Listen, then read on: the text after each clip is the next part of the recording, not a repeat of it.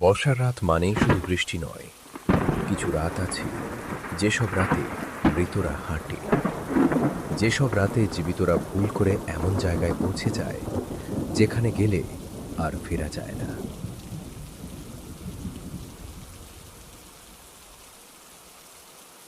বর্ষার রাত মানেই গ্রামের মানুষদের মনে এক অজানা ভয়, বিশেষ করে ভাদ্র মাসের অমাবস্যা। সেই রাতে বৃষ্টি নামে না, বর্ষে। সেদিন রাতটা ছিল ঠিক তেমনি, টানা ৩ দিন ধরে বৃষ্টি। চতুর্থ দিনের রাত।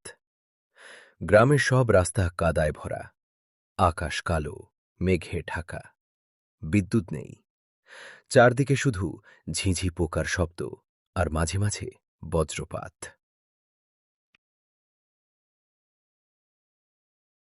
এই গল্পের মূল চরিত্র অনিরুদ্ধ। কলকাতা থেকে সদ্য গ্রামে এসেছে, পেশায় একজন ফটোগ্রাফার। লোককথা, পুরনো জায়গা, রহস্য এসব নিয়েই তার কাজ। গ্রামে এসেই সে শুনল এক অদ্ভুত কথা। ভাদ্র অমাবস্যার রাতে পুরনো শ্মশান ঘাটে ভূতের আসর বসে। প্রথমে সে হেসে উড়িয়ে দেয়, কিন্তু গ্রামের বয়স্ক মানুষদের চোখের ভয় তাকে ভাবিয়ে তোলে। গ্রামের সবচেয়ে বয়স্ক মানুষ ধনঞ্জয় কাকা বলেছিল, বাবা, ওই রাতে ওদিকে যাস না, ভূতের আসর বসে। যারা দেখে তারা আর আগের মতো থাকে না। অনিরুদ্ধ হেসে বলে, কাকা, ভূত বলে কিছু হয় না, সবই সুপারস্টিশন। ধনঞ্জয় কাকা শুধু বলেছিল, যা দেখবি সব সত্যি হবে না। রাত প্রায় 12টা।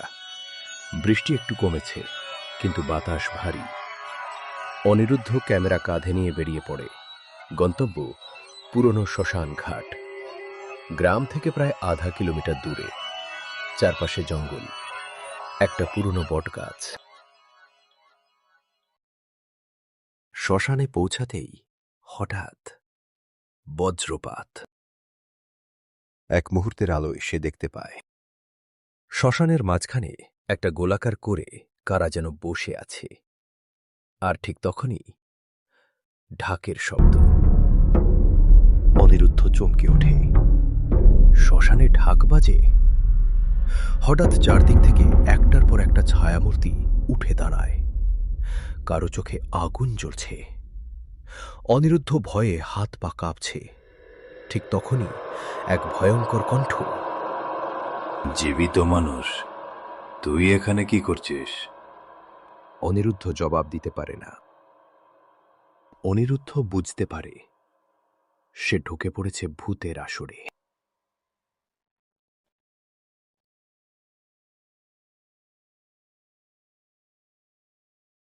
আগুনটা হঠাৎ করে আরো উঁচু হয়ে জ্বলে উঠল।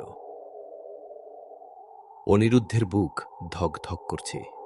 সে বুঝতে পারছে এটা সাধারণ কিছু না। হঠাৎ সেই বৃদ্ধা কথা বলল। তার গলা যেন অনেকগুলো মানুষের গলা একসাথে। আজ অমাবস্যা, আজকের রাত, বিচার রাত। সব ভূত একসাথে ফিস ফিস করে উঠল, বিচার, বিচার, বিচার। অনিরুদ্ধের শরীর ঠান্ডা হয়ে যাচ্ছে। সে ধীরে ধীরে পিছিয়ে যেতে চায়, কিন্তু তার পা নড়ছে না, যেন মাটিতে আটকে গেছে। হঠাৎ একটা কঙ্কালসার লোক এগিয়ে আসে। তার চোখ দুটো গর্তের মতো কালো। সে অনিরুদ্ধের সামনে এসে দাঁড়ায়। তারপর ধীরে ধীরে বলে, জীবিত মানুষ, এখানে ঢুকলে 3টা নিয়ম মানতে হয়। অনিরুদ্ধ কাঁপা গলায় জিজ্ঞেস করে, কি নিয়ম? ভূতটা আঙুল তুলে দেখায়। আমাদের আসর শেষ হওয়ার আগে কেউ এখান থেকে বের হতে পারবে না। আর যে জীবিত মানুষ আমাদের দেখে ফেলে, তাকে একটা গল্প বলতে হয়। ভূতটা একটু থামে, তারপর ধীরে ধীরে বলে, গল্পটা যদি সত্যি হয়, তুই বাঁচবি। অনিরুদ্ধের বুক ধরফর করছে। আর যদি মিথ্যে হয়? সব ভূত একসাথে হেসে ওঠে। সেই হাসি মানুষের হাসি নয়।